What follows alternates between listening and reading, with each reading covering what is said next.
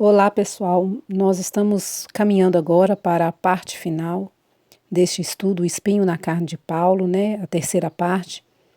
Então, eu aconselho, se você ainda não viu a primeira e a segunda parte, elas são muito importantes porque elas completam, né? Elas são um caminho para completar esse estudo aqui na parte 3. Então, eu aconselho você ainda que não viu, veja lá. E depois você assista a parte 3, ok?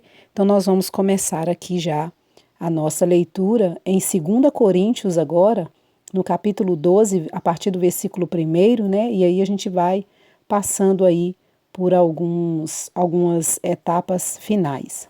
Antes da gente iniciar a leitura, só quero fazer um breve comentário aqui, né, que Paulo vai falar das suas visões espirituais, mas é interessante porque Paulo não se gloria aí nas suas visões, e ele deixa isso muito claro, né, das visões que ele tinha. Ele vai falar de si mesmo, mas como se fosse de uma outra pessoa. Então a gente percebe aí a humildade de Paulo para falar das visões que estava tendo, né, e aí a gente vai compreender aqui um pouquinho mais a respeito do espinho na carne, que está exatamente aí nesse texto de 2 Coríntios, capítulo 12. É necessário gloriar-me, embora não convenha, mas passarei as visões e revelações do Senhor. Conheço um homem em Cristo que há 14 anos, se no corpo não sei, se fora do corpo não sei, Deus o sabe. Foi arrebatado até o terceiro céu. Sim, conheço tal homem, se no corpo, se fora do corpo, não sei, Deus sabe. Que foi arrebatado ao paraíso e ouviu palavras inefáveis, as quais não é lícito ao homem referir. Pode ser que Paulo tenha visto aí coisas realmente grandiosas e bem diferentes e talvez não quis mencioná-las, né? Mas tem um detalhe importante sobre palavra inefável, que se refere ao próprio nome do Eterno, e no contexto do nome do Eterno, geralmente eles vão usar o tetragrama, né? O Yud, Re, Vav, Re, e eles não vão pronunciar o nome, o nome do Eterno não é lido. Ele é chamado de Eterno, pode ser referido como o tetragrama, mas geralmente não se fala, não se pronuncia o nome do Eterno, tá? Então talvez ele tenha ouvido palavras inefáveis a respeito do próprio nome, porque ele em seguida vai falar das quais não é lícito ao homem se referir, e tem isso a respeito do nome do Eterno. Eles não costumam falar o nome, não leem, né? Não pronunciam o nome, tá? Então pode ser que seja aí a respeito do nome do Eterno. Continuando, desse tal me gloriarei, mas de mim mesmo não me gloriarei, senão nas minhas fraquezas. Pois se quiser gloriar-me, não serei insensato, porque direi a verdade. O que Paulo está querendo dizer aqui, que do homem que está transformado, o homem espiritual, o homem que ele tem construído espiritualmente, nesse homem ele se gloria. Mas no homem carnal, no homem físico, o homem que pratica que tem falhas, né? Porque todo homem tem falhas. É isso que ele está falando. Desse tal homem, eu não me glorio, mas do tal homem que eu tenho me transformado, que eu tenho me tornado, sim, neste novo homem eu me glorio. Quando a gente vê aqui em 2 Coríntios 12, 7, então ele começa a falar, né? Vai tocar no espinho da carne. E aí ele fala, e para que não me exaltasse demais pela excelência das revelações, ou seja, pelo que ele via. E é o que ele via nas visões espirituais, né? Ele fala, foi-me dado um espinho na carne, a saber, um mensageiro de Satanás para me esbofetear, a fim de que eu não me exaltasse demais, acerca da qual orei 3 vezes ao Senhor para que eu afastasse de mim. E ele me disse, a minha graça te basta, porque o meu poder se aperfeiçoa na fraqueza. Por isso, de boa vontade, antes me gloriarei nas minhas fraquezas, a fim de que repouse sobre mim o poder de Cristo. Nós podemos ver então aí Paulo falando a respeito do incômodo que ele sentia. Então realmente era um incômodo, né? Porque o espinho Se você pega um espinho, uma agulha, algo que seja pontiagudo e você encosta na sua pele, você percebe que isso traz um incômodo. Então era algo que o incomodava e era de forma física, né? A gente vai ver isso aí mais adiante e eu quero fazer um comentário a respeito aí também dessas fisgadas que a gente sente aí na carne, e a gente vai ver de qual carne ele está se referindo, né? Então, vamos continuar agora com a leitura em Gálatas, capítulo 4, versículo 12 em diante. Vamos voltar a nossa atenção agora para o espinho, né? Para o espinho na carne de Paulo, aprofundando ainda melhor. Uma enfermidade na carne. Observem, irmãos, rogo-vos que vos torneis como eu, porque também eu me tornei como vós. Nenhum mal me fizeste. E vós sabeis que por causa de uma enfermidade da carne vos anunciei o evangelho a primeira vez. Ou seja, Paulo tinha sim algo na carne, era físico, uma enfermidade física, ele chama de enfermidade, uma enfermidade da carne, e vos anunciei o evangelho da primeira vez. E aquilo que na minha carne, ou seja, aquilo que trazia sofrimento para Paulo, que era incômodo para Paulo, que era espinhento na carne de Paulo, ele fala, aquilo que na minha carne era para vós uma tentação, não os desprezaste. Aqui a gente vê que Paulo fala que ele não foi tratado com indiferença por causa da enfermidade que ele tinha. Na verdade, foi o contrário, né? Vocês me receberam como um anjo de Deus, mesmo como a Cristo Jesus. O que ele está falando aqui? Me recebeste como a um anjo, ou seja, um malar, né? Um mensageiro, ou a palavra anjo, em hebraico é malar, então é a mesma coisa, como a um anjo de Deus me recebeste, ou como se fosse a própria pessoa do Senhor Jesus, sem fazer distinção comigo, sem fazer diferença comigo por causa da enfermidade que eu tenho na carne. E é exatamente no versículo 15, né?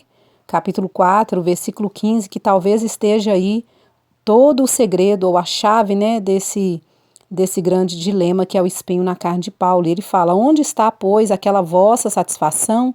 Porque vos dou testemunho de que, se possível fora, teríeis arrancado os vossos olhos e mos teríeis dado.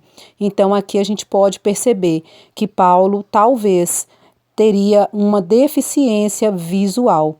E se isso foi o espinho na carne de Paulo, então a gente percebe aí que no mesmo texto ele fala que tem uma enfermidade.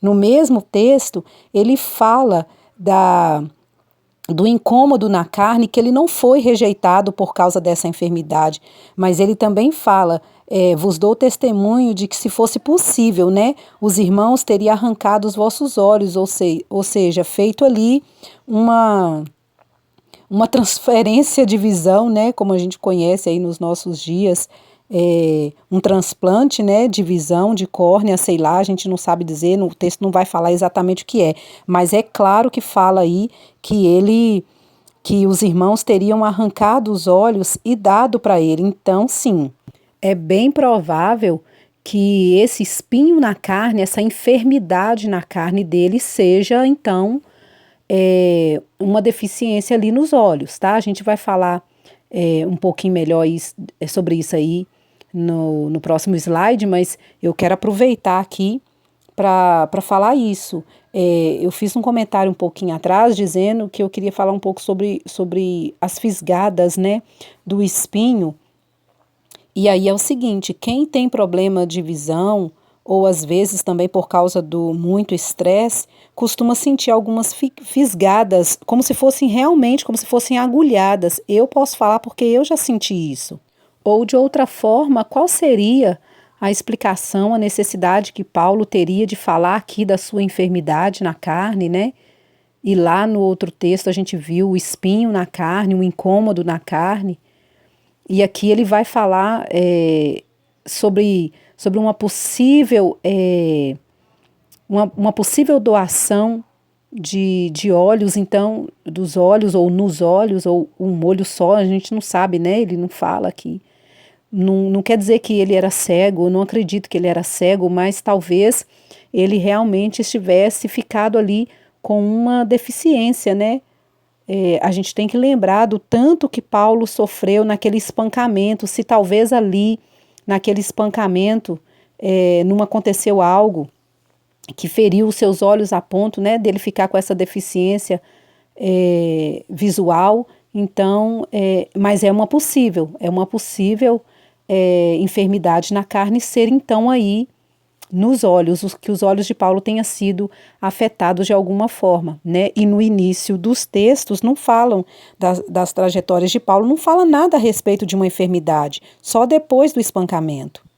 Então nós vemos aí que Paulo conhecia o sumo sacerdote, sabia quem era, conhecia os membros do sinédrio, tanto que há uma grande possibilidade de que Paulo fosse parte deste sinédrio. Tem um texto que eu não coloquei aqui no vídeo para não ficar muito grande, né? Mas fala de um sobrinho. O sobrinho de Paulo só aparece depois para avisar para Paulo que eles fariam, né, uma tentativa de assassinato contra ele. Um sobrinho que do nada aparece na história. Vocês lendo tudo aí, vocês vão perceber, né? Então a gente vê aí que ele conhecia o sinédrio, ele conhecia todo mundo, sabia quem era, e também a gente pode relembrar que quando ele esteve ali fazendo o seu argumento, né, ele olha para o sumo sacerdote. Será que ele não conheceu o sumo sacerdote? Será que ele não viu? E as roupas sacerdotais? Será que o sumo sacerdote estava vestido adequadamente, ou para tentar passar despercebido ele não estava vestido adequadamente? Mas para ele não estar vestido, então não fosse um julgamento, era só uma defesa, não era, entendeu? Então são perguntas que nós temos que fazer. Agora, se ele estava vestido adequadamente, vamos supor que ele estivesse vestido adequadamente, como sumo sacerdote, ainda que ele não tivesse visto ou reconhecido, né, pelos olhos estarem machucados, feridos, mas a veste sacerdotal tem as pedras, né, no peitoral. Ele teria visto alguma diferença se ele ainda estava vendo alguma coisa, mesmo que fosse pouco. Outra coisa, ele conhecia ele face a face, ele sabia quem era. Então, assim, ou Paulo realmente naquele episódio ele estava tirando um sarro da cara do sumo sacerdote, ao chamar o sumo sacerdote de parede branqueada, né, ele estava causando uma ofensa ao príncipe do povo, né, e não era permitido. Então, só ali Paulo já seria penalizado. Mas ele imediatamente ele fala: irmãos, não sabia que era o sumo sacerdote. Então a gente vê que por este texto não dá para saber exatamente se Paulo estava vendo, se Paulo não estava vendo, se Paulo estava caçoando do momento, se Paulo estava querendo expor mesmo o sumo sacerdote. Então só por esse texto aqui não dá para saber, tá?